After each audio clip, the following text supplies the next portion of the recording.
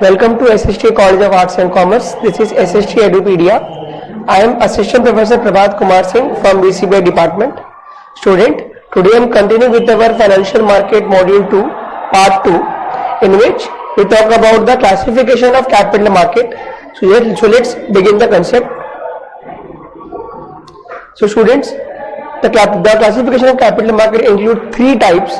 The first one is gilt edge market, in which we call as a government as well as semi-government securities. The second one is industrial securities market, which include primary and secondary market. And the third one is non-banking financial companies.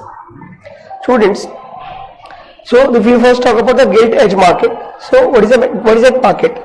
एक ऐसा market है जहां पर आपको government और semi government की securities को bye और सोल्ड किया जाता है, जिसके अंदर में आपको फिक्स रेट ऑफ इंटरेस्ट दिए जाते हैं, which is back by the reserve bank of India itself. The second one is industrial securities market. Students, ये एक ऐसी मार्केट है जहां पर हम इक्विटीज को, डिवेंचर्स को, जो कि कंपनी से रिलेटेड होते हैं, उनको हम बाय एंड सेल करते हैं, विच इंक्लूड टू कंसेप्ट और टू मार्केट्स जो called primary market as well as secondary market. Primary market को हम क्या कहते हैं? New issue market. And secondary market we call as a old issue market.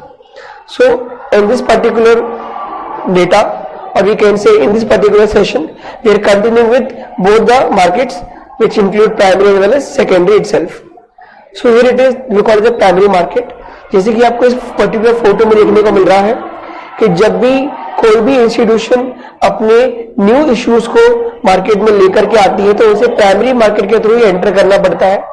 As you can see कि यहाँ पर जो कंपनी होती है वो एक प्राइमरी मार्केट में एंटर करेगी अपने शेयर्स को लेकर के आकर के, और ये शेयर्स को वो सोल्ड करेगी वेरियस टाइप्स ऑफ इन्वेस्टर्स, जैसे कि आपको पिक्चर में देखने को मिल रहा है. बहुत सारे यहाँ पर जो इंडिविजुअल्स हैं उस कंपनी के शेयर्स को प्राइमरी मार्केट के थ्रू बाय कर रहे हैं, और इसे हम प्राइमरी मार्केट कहते हैं जहां पर कोई भी कंपनी अपने शेयर्स को फर्स्ट टाइम लेकर के आती है. For example as you can say कि LIC जो अपना IPO लेकर के आई थी तो उन्हें भी प्राइमरी मार्केट के थ्रू एंटर करना पड़ा था. Similarly we can say Zomato as well as PhonePe as well as Paytm. तो इस तरीके से जो कंपनीज है वो मार्केट में एंटर करती हैं, जिसे हम प्राइमरी मार्केट कहते हैं. वो talk about the concept called secondary market. ये एक ऐसा मार्केट है स्टूडेंट जहां पर जो भी शेयर्स और वी कैन से डिबेंचर और we can say various types of securities जो कि प्राइमरी मार्केट से होने के बाद इनको लिस्ट करना पड़ता है सेकेंडरी मार्केट में, उस शेयर्स को इसे दोबारा बाय और सेल किया जाता है विद वेरियस इन्वेस्टर्स. सो यहाँ पे क्या बोला गया है? Where securities are traded after being initially offered to the public. जहां पर एक शेयर्स को फर्स्ट टाइम प्राइमरी मार्केट में ट्रेड करने के बाद लिस्ट कर दिया जाता है सेकेंडरी मार्केट में, और जितनी भी ट्रेडिंग्स होती है वो हमें सेकेंडरी मार्केट के थ्रू देखने को मिलती है, which include your equity as well as debt markets. So if you can see कि इस पिक्चर के दौरान आपको देखने को मिल रहा है कि किस तरीके से प्राइमरी मार्केट और सेकेंडरी मार्केट में डीलिंग होती है. As you can see in your first picture, यहाँ पर एक इन्वेस्टर है जो कि डायरेक्टली कंपनी के थ्रू जाकर के शेयर्स को बाय कर रहा है. एंटर करते ही वो कंपनी के साथ डील कर रहा है और वो शेयर्स को ले रहा है और पेमेंट कर रहा है. उसी तरीके अगर सेकेंडरी मार्केट में देखें, यहाँ पर जो इन्वेस्टर्स हैं वो क्या कर रहे हैं? With the help of stock exchange वो अपने आप को अपने को क्या करते हैं? एज अ अकाउंट ओपन करते हैं, और एज अ ब्रोकर के थ्रू सेकेंडरी मार्केट में वो क्या करते हैं? अपने शेयर्स को बाय और सेल करते हैं, जहां पर एक इंटरमीडिएट आ जाती है, इसे हम कहते हैं स्टॉक एक्सचेंज. देन आपके सामने स्टॉक एक्सचेंज जो इंडिया में जो बेसिकली सबसे ज्यादा जिनके बारे में जो ट्रेडेबल होते हैं, जो कि हमारे लिए BSE एंड NSE, उसकी दो पिक्चर्स आपके सामने हैं. Then basically what is stock exchange? एक ऐसा मार्केट जहां पर इन्वेस्टर्स अपनी सिक्योरिटीज को बाय भी करते हैं, सेल भी करते हैं in the form of shares. और ऐसे ऑल अराउंड द वर्ल्ड बहुत सारे स्टॉक एक्सचेंज अवेलेबल है, जिसके अंदर में अगर हम बात करें न्यूयॉर्क में न्यूयॉर्क स्टॉक एक्सचेंज, लंदन में लंदन स्टॉक एक्सचेंज, और इंडिया में we can all know which is Bombay stock exchange, Mysore stock exchange. Students, this when we talk about the functions of stock exchange, so the first one is economic barometer. So basically students, economic barometer क्या होता है? जो कि जिस तरीके से stock exchange work करती है उसके अकॉर्डिंग मार्केट में इन्फ्लेशन हो, रिसेशन हो, उसका इम्पैक्ट इकोनॉमी पर पड़ता है, तो उसके लिए स्टॉक एक्सचेंज बहुत ज्यादा हेल्प करता है to channelise the funds. Second one is safety in stock transaction. Stock के ट्रांजेक्शन में जो सेफ्टी होनी चाहिए वो स्टॉक एक्सचेंज प्रोवाइड करता है। थर्ड, इन्वेस्टर्स का प्रोटेक्शन, जैसे कि बहुत सारे स्मॉल मिड कैप वाले जो इन्वेस्टर्स होते हैं जो कि इन्वेस्ट करते हैं, स्मॉल होल्डिंग्स करते हैं, तो उनके इंटरेस्ट को प्रोटेक्ट करने के लिए स्टॉक एक्सचेंज बहुत सारे रूल्स और रेगुलेशन लेकर के आता है। उसी तरीके से कंट्रोल कंपनीज, आज के समय में बहुत ज्यादा डिजिटल एरा के अकॉर्डिंग स्कैम्स होने के चांसेस ज्यादा हो सकते हैं, तो ऐसे में कंपनीज को कंट्रोल करना भी स्टॉक एक्सचेंज के हाथ में होता है। Then they also attract various types of foreign capital students। आपने सुना होगा और देखा भी होगा, बहुत सारे बड़ी बड़ी कंपनियां इंडिया में आकर के फॉरेन इन्वेस्टमेंट करती हैं।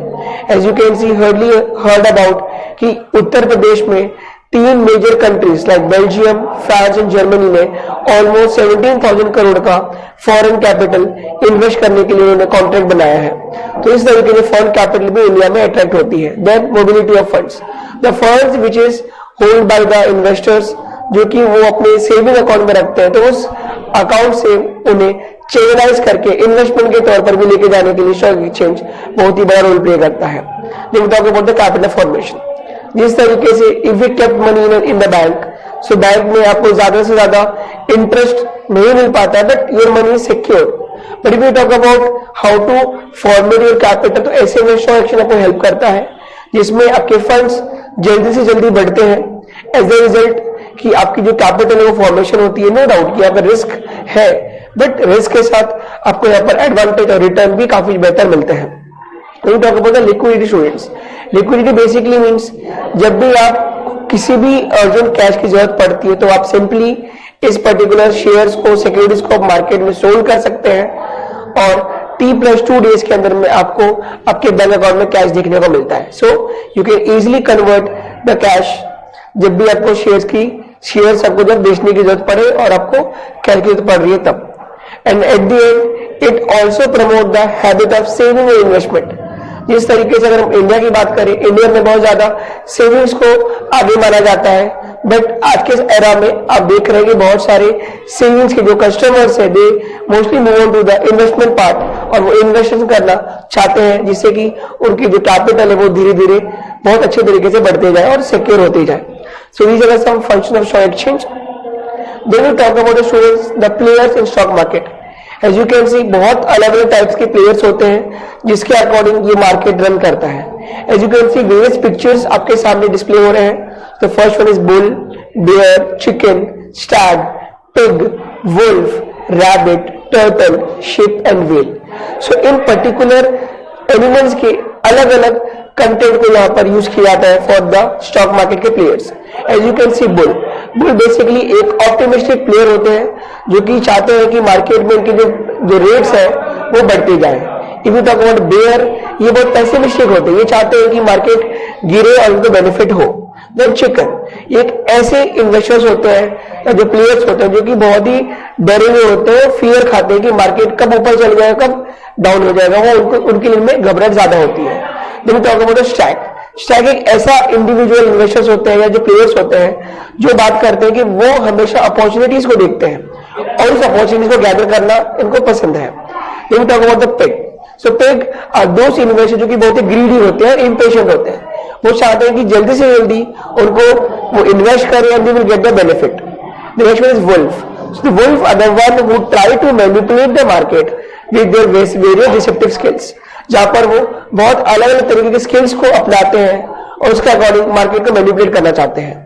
The next one is rabbit, rabbit once they represent the investors who hold the short position in stock market, जिससे बेसिकली हम कह सकते हैं the one who deals in intraday, who deals in various types of options and forward market, जहां पर वो क्या करते हैं, वो शॉर्ट पोजीशन लेकर के शेयर्स को बाय करते हैं और जल्दी जैसे उनको मुनाफा होता है उसे वो डंप कर देते हैं।